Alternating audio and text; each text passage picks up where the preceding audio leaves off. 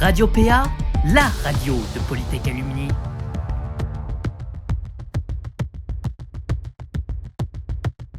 Bonjour et bienvenue sur la radio de Polytech Alumni.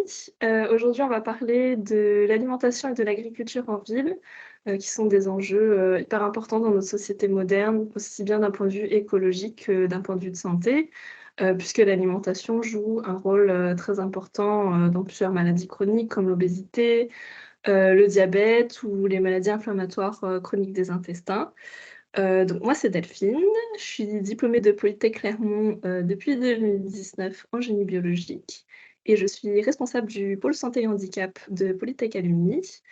Et aujourd'hui, nous sommes en compagnie de Emeline, qui est ingénieure agronome, pour MyFood, et de Anna, qui est animatrice et guide compostrice à Paris. Et donc, on va voir quelles solutions peuvent être mises en place pour répondre à cet enjeu par nos ingénieurs diplômés du réseau Polytech. Donc, on peut commencer par toi, Emeline. Quel est ton rôle à MyFood? Donc, bonjour, oui, Emeline, je suis ingénieure agronome chez MyFood depuis 5 ans maintenant. Et donc, j'accompagne au quotidien les personnes qui disposent de serres. Donc, MyFood, c'est une entreprise qui vend des serres connectées, innovantes, à destination principalement de particuliers et pour certains qui sont novateurs dans la culture. Donc, je les accompagne au quotidien dans l'utilisation de leurs serres. Il y a une partie aussi de production de plants. Donc, pour que la serre soit clé en main, on leur produit des plants et on leur envoie. Donc, il y a une partie sélection des semences avec tout ce qui engendre la qualité, la traçabilité pour la partie réglementaire. Et puis, un pôle R&D où on vient cultiver par exemple de la spiruline pour venir booster un activateur racinaire à destination des plantes. Et donc, ça fait un peu une chaîne, un cercle vertueux pour les plantes et un accompagnement complet au sein de la communauté des pionniers. Anna, est-ce que tu veux te présenter? Bah, ouais, du coup, moi, c'est Anna. Du coup, moi aussi, je suis diplômée, de Polytech, Sorbonne. J'étais diplômée en 2019 en agroalimentaire et du coup, moi, j'ai eu un peu un parcours un peu, particulier parce que, à la fin de mon stage, enfin, même durant mon stage de fin d'études, j'ai décidé, en fait, de sortir un peu des clous et en fait, de m'orienter plus vers l'agriculture urbaine. L'animation. Donc j'ai travaillé,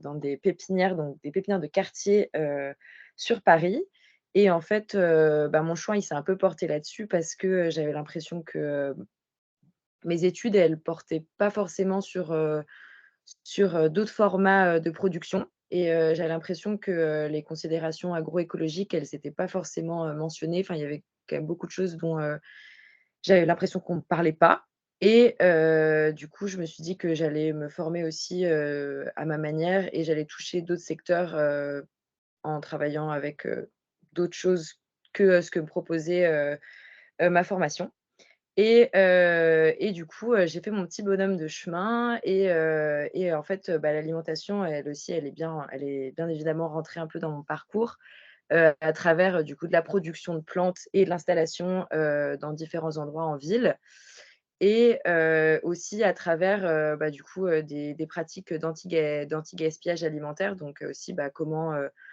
comment on considère, l'alimentation, autrement et voilà et du coup, je travaille aussi actuellement, dans le compostage donc qui est aussi une autre vision, aussi une autre manière de réfléchir, l'alimentation et qu'est-ce qu'on fait de nos déchets aussi et comment on peut les valoriser et voilà et donc j'ai un peu réfléchi autrement, mon parcours d'ingénieur.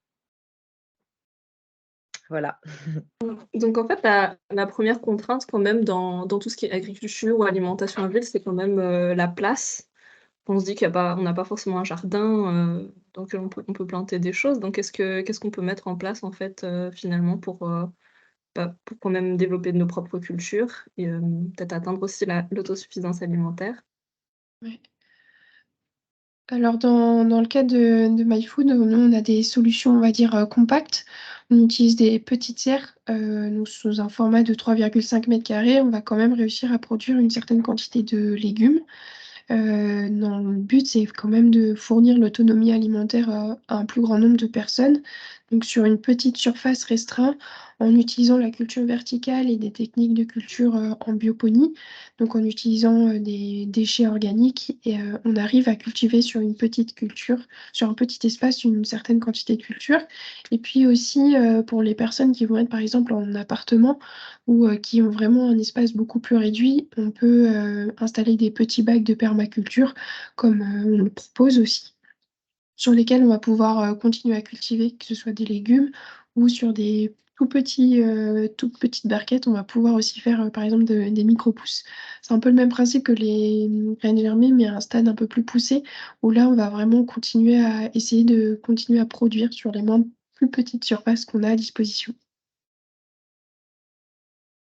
Et Anna, qu'est-ce qu'on peut faire pousser, sur nos balcons à Paris alors? Et ben, après, moi je serais d'avis qu'il y a beaucoup de choses qu'on peut faire pousser qui peuvent être, de l'ordre de l'alimentaire, notamment, sur tout ce qui est, de l'aromatique. En fait, il y a beaucoup de choses qui peuvent, se développer, beaucoup de plantes vivaces, qui peuvent se développer sur votre balcon et qui peuvent permettre, de d'aromatiser nos plats, de faire des tisanes, de faire beaucoup de choses et c'est des choses qui se développent. Il y a beaucoup d'aromatiques qui peuvent se développer même en ville, même à Paris, même avec un temps, on a l'impression que, il pleut tout le temps et qu'il fait froid et ben non. En fait, la pollution a ses avantages et en fait, sur nos petits espaces, en fait, nous, on a trouvé souvent l'occasion, même que ce soit sur des toits, que ce soit sur des espaces, sur des friches, des espaces où on a l'impression qu'il y a pas forcément la possibilité que la nature reprenne ses droits et ben, en fait, si et du coup, moi je partirais plus sur, beaucoup de plantes aromatiques, et de plantes, médicinales, qui peuvent faire, partie, de notre alimentation, voilà. Et donc tu parlais justement de pollution. Qu'est-ce qu'on peut mettre en place pour limiter, par exemple, notre impact écologique? Donc je pense notamment, Emeline, par rapport à tes serres pour pas qu'elles consomment, trop, par exemple. Ou Anna, par exemple, des plantes qui pourraient nous permettre de purifier, l'air, je sais pas. Alors, pour la partie culture, en serre, donc, on utilise un système connecté innovant, dans le sens où, c'est un système, en culture comme de l'hydroponie, mais, c'est pas avec, que des nutriments qu'on vient directement mettre dans l'eau, hein. C'est un système de bioponie ou d'aquaponie, donc avec les poissons. Les outils utilisés, ça va être simplement une pompe, grosso modo, et en gros, la consommation d'une serre avec les plus simples, équipements va être d'une ampoule. Donc, c'est pas beaucoup, c'est 70 watts au niveau électrique. Et après pareil, on va favoriser aussi la biodiversité en mixant plusieurs variétés dans les serres pour avoir, plusieurs, variétés, résistance aux maladies et aussi aux parasites ou avoir des récoltes en décalé pour les clients, les pionniers. Alors moi, je pourrais pas te conseiller des plantes qui purifient l'air, ça je n'en connais pas. Peut-être ça existe, hein, mais moi je connais pas. Après, j'ai déjà entendu parler de plantes qui pouvaient avoir un effet de bienfait pour les sols et qui avaient un effet, justement, mais c'est encore à des tests, encore qui sont pas complètement réalisés, donc je pourrais pas te dire quelque chose qui est, pour l'instant, qui fonctionne réellement. Mais il y a plein de gens qui essayent de bosser là-dessus et justement comment, pouvoir, en fait, permettre d'avoir des sols qui soient utilisables et exploitables pour faire de l'alimentaire. Parce qu'en fait, il y a beaucoup de par exemple, à Paris, on a énormément d'endroits où, il y a encore beaucoup de métaux lourds et donc, en fait, on ne peut pas utiliser ces sols-là. Donc comment les rendre mieux? Mais par contre, comment on choisit, nos plantes, pour réduire notre impact écologique? En fait, déjà, de réfléchir enfin, déjà, de choisir où on les achète et ce qu'on prend, déjà, ça a déjà un impact écologique important. Et même les substrats qu'on va utiliser, en fait, déjà, le compostage, par exemple, c'est un circuit court qui est intéressant parce qu'en fait, à travers, juste, nos déchets à nous, on fait du substrat qui nous permet du coup de développer nos plantes sans avoir à utiliser et à acheter, en fait, du substrat qu'on peut juste produire par nous-mêmes si on n'a pas forcément la possibilité d'en produire et en fait, il y a aussi, des manières de s'en procurer, dans des circuits, de quartier et aussi, en fait, il y a plein de enfin voilà, le substrat, c'est aussi un enjeu important, pour avoir un impact, écologique, moindre parce qu'on a aussi tendance à utiliser beaucoup de tourbe, qui est aussi du coup un substrat, très qui extrait en fait des milieux humides et du coup en fait qui sont des milieux, préservés et du coup voilà, du coup faire attention à son substrat, c'est très important pour réduire son impact écologique. Et pour, ne La pas question qui est un petit peu, sous-entendue aussi, c'est comment est-ce qu'on fait pour éviter d'utiliser des engrais, au final? Donc là, tu nous as parlé un peu du compost, comment ça marche en fait? et ben, alors du coup le compost, l'idée c'est de partir de, matière organique et du coup, c'est de la décomposition de la matière organique, donc similaire à, la litière en forêt. Enfin, vraiment l'idée, c'est vraiment qu'en fait, on utilise, des décom enfin, la magie des enfin, pas la magie, mais, le fait que différents êtres vivants décomposent cette matière et ainsi que des bactéries et du coup, à partir de ça, en fait, cette décomposition et de l'aération, on obtient, en fait, une matière riche en nutriments et du coup, en fait, ça, ça peut complètement faire, enfin, c'est tout aussi riche et même, en fait, c'est même très riche. Donc en fait, on a même besoin de le diluer et de le mélanger avec de la terre plus pauvre pour, nos cultures. Donc en fait, ça peut être justement un apport hyper important et intéressant, pour, nos cultures, dans nos petits bacs, sur notre balcon, comme, dans, un jardin, partagé, comme, à plus grandes étendues aussi. Donc voilà, ça peut être une très bonne alternative à des engrais. Après, il y a aussi des engrais verts aussi qui peuvent être intéressants. Mais voilà. Plein de choses intéressantes qui sont différentes des engrais. Je Et laisse, oui, vas-y. Oui, du coup, non, j'ai Emeline, fi sorry. Est-ce qu'on peut, intégrer aussi tout ce qui est compost dans les solutions, proposées par MyFood, par exemple? Oui. Alors, enfin, pas directement, on va dire, mais au début, la serre est vraiment vendue clé en main parce que c'est souvent des personnes qui découvrent le système. Donc, on va pas déjà leur rajouter une couche supplémentaire de savoir. Mais avec le temps, effectivement, ils peuvent, s'ils font leur compost de leur côté, ils peuvent tout à fait venir réutiliser leur compost pour réamender les bacs de culture dans leur système, enfin, dans leur serre, quoi. OK, donc en fait, là, si je veux, je sais pas, acquérir, une installation verticale pour mon balcon, comment est-ce que ça marche, concrètement? Alors, pour le balcon, on avait une solution en culture verticale. Maintenant, on va être plutôt sur une solution avec la serre intégrée. On aura un mélange de cultures. En fait, ça intègre la culture en bioponie ou en aquaponie avec les tours verticales et aussi des bacs de permaculture. Donc, l'idée, c'est que vraiment la solution soit envoyée clé en main et après, on t'accompagne au quotidien dans ta formation autour de l'utilisation de la serre. Et il y a des webinaires qui sont aussi tous les 2-3 mois pour justement présenter les différentes étapes au cours de l'année dans la culture de maraîchage, quoi. Et après, au fur et à mesure que tu cultives, si tu as des déchets, comme les résidus des végétaux, hein, tu cultives pas dans la tomate, tu vas pas manger les pieds des tomates, tu manges que le fruit de la tomate. Tout ce qui va au compost, tu pourras le réutiliser par la suite pour le mettre dans ton bac de permaculture l'année suivante quand ce sera bien décomposé, quoi. Oui, donc l'idée, c'est vraiment de développer un écosystème, qui se complète un peu, c'est ce qu'on retrouve un petit peu dans le compost aussi, et que, toute la vie qu'on crée, permette de produire un peu ces fruits, ces légumes. En fait, on vient créer un nouvel écosystème puisque la serre, à l'origine, elle n'est pas là, mais ça va être vraiment un nouvel écosystème avec des entrées. Donc, on apporte des plantes, de la matière organique qui n'était pas là avant, hein, sur le balcon. Reste une pièce avec du béton. Enfin, plus trop maintenant parce qu'on a des matériaux biosourcés, mais ça reste un lieu d'habitation pour les humains. Là, on vient apporter un milieu de vie biologique avec les bactéries qui vont venir décomposer les nutriments dans l'eau pour les rendre à disposition des plantes. On vient aussi donc apporter les plantes qui vont nous permettre de nous nourrir, mais aussi tout faire une certaine purification de l'air quand même, puisque tous les végétaux font la photosynthèse et vont permettre de capter une certaine quantité de dioxyde de carbone.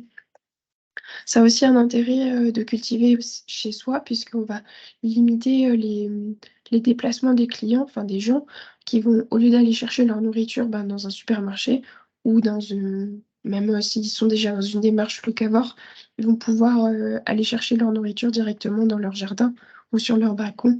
Donc c'est vraiment un point positif où ils vont limiter un impact carbone supplémentaire.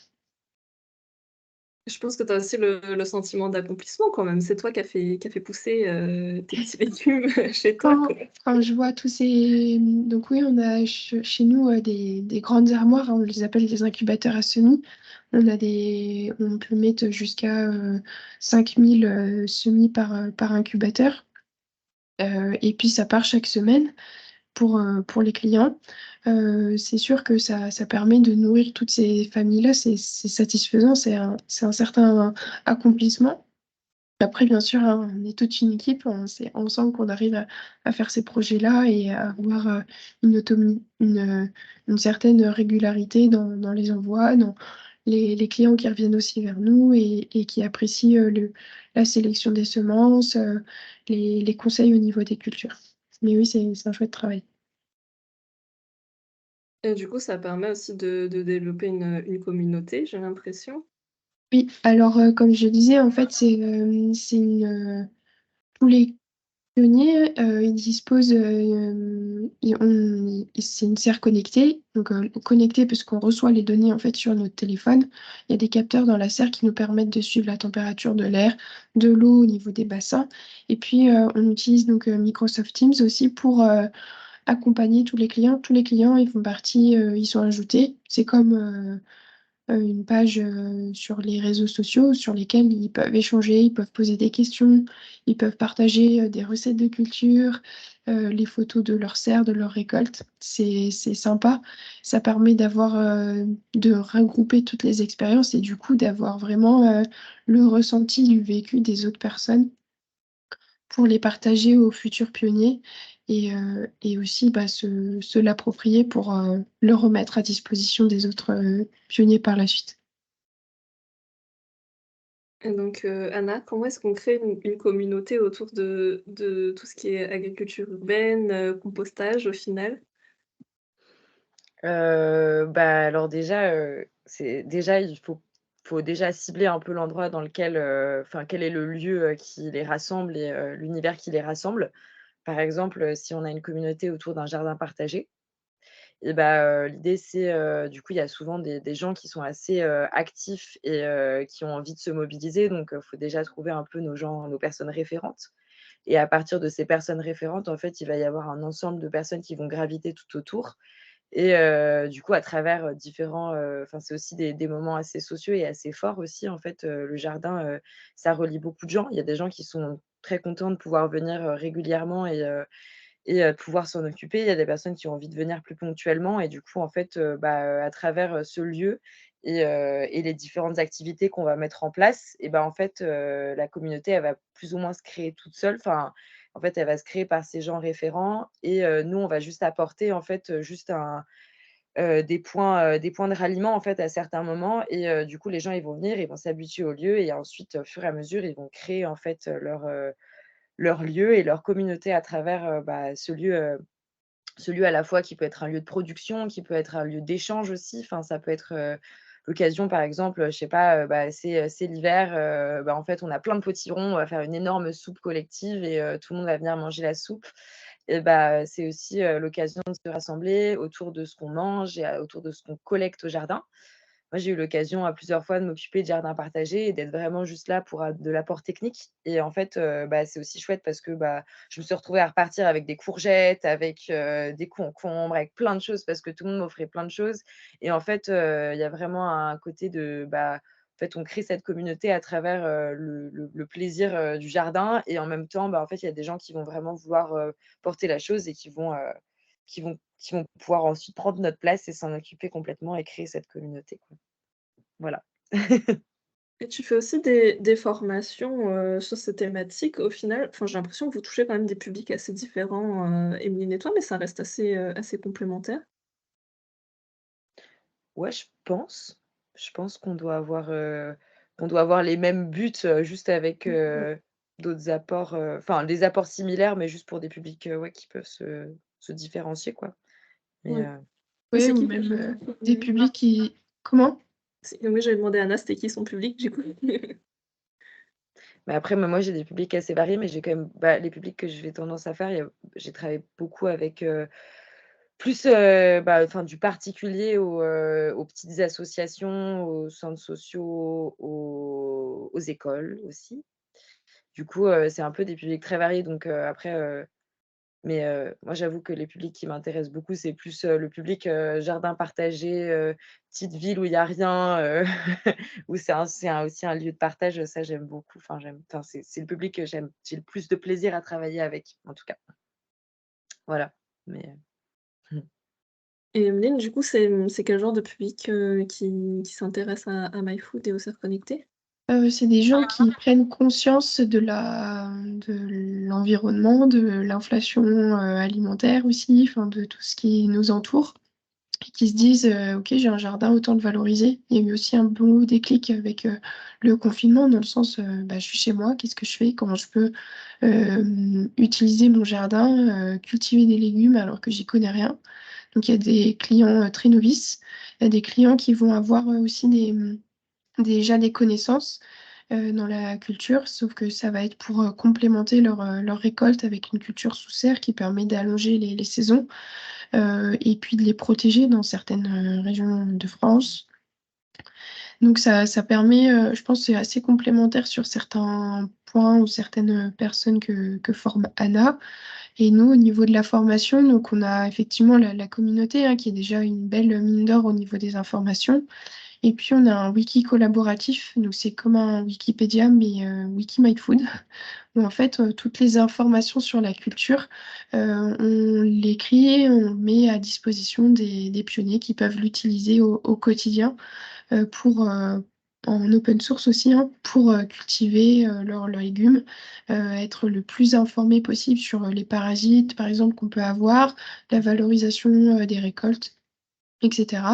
Et puis, comme dit, tous les 2-3 mois, on fait des webinaires pour vraiment informer les clients sur les différentes étapes qu'il y a à faire au niveau des cultures au fur et à mesure de l'année.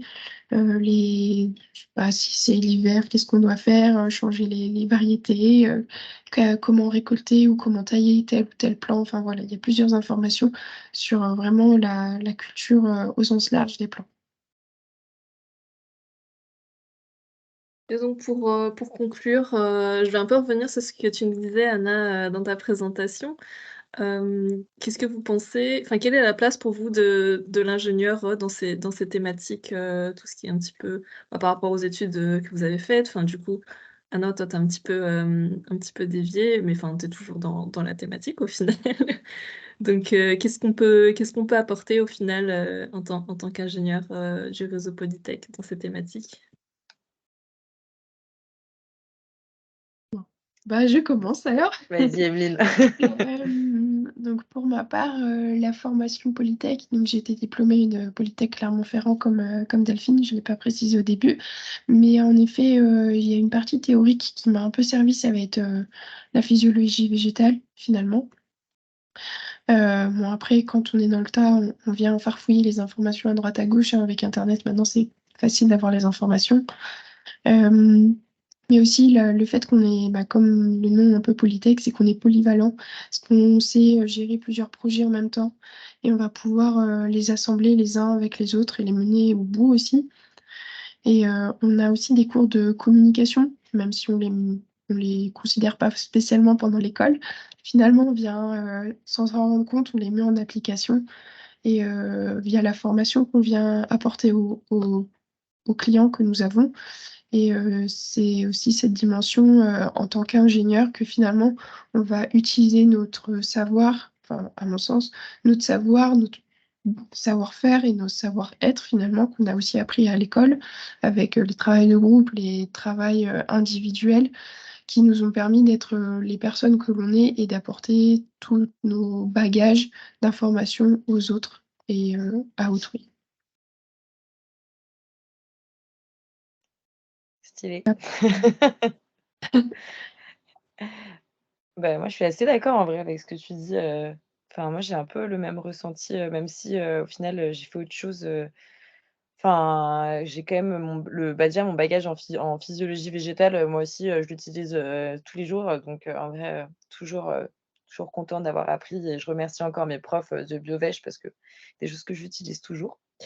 Aussi, c'est vrai que tout le côté, travail en équipe, gestion de projet, il y a quand même, des choses sur lesquelles, mener un projet à bien, en vrai, je suis contente de l'avoir vu, durant mes études et d'avoir pu faire ça et j'ai l'impression que je l'utilise toujours autant et que quand même, c'est quand même il y a des savoir-faire et des savoir-être qui m'ont quand même, rendue utile et après, même si au final j'ai fait complètement autre chose, en fait, ça m'a quand même suscité, de l'esprit critique et c'était cool. Enfin, je me suis quand même posé beaucoup de questions, même si au final l'école a pas répondu à mes questions, au moins je me les suis posées, j'ai pu découvrir des choses que j'aurais jamais eu l'occasion de découvrir, comment sont faits les pains, de McDo. En vrai, j'aurais jamais eu l'occasion de les voir de ma vie, donc en fait, intéressant.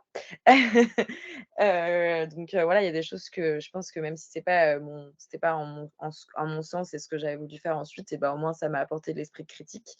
J'espère juste, que, ça évoluera, aussi, en termes de cours et de ce que les futurs étudiants apprendront parce que, en vrai, il y a des enjeux qui sont, pas du tout mentionnés et franchement, c'est assez problématique qu'ils ne le soient pas. Du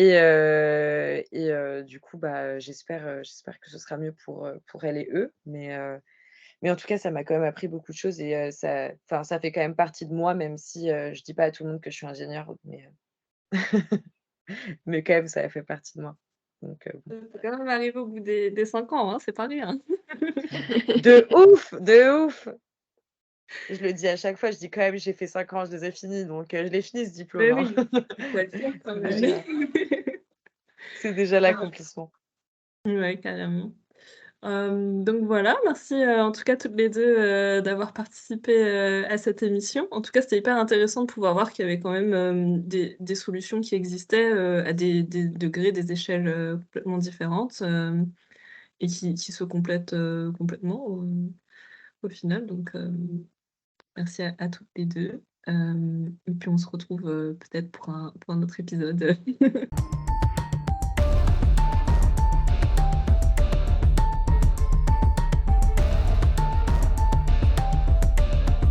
Radio PA, la radio de Polytech Alumni.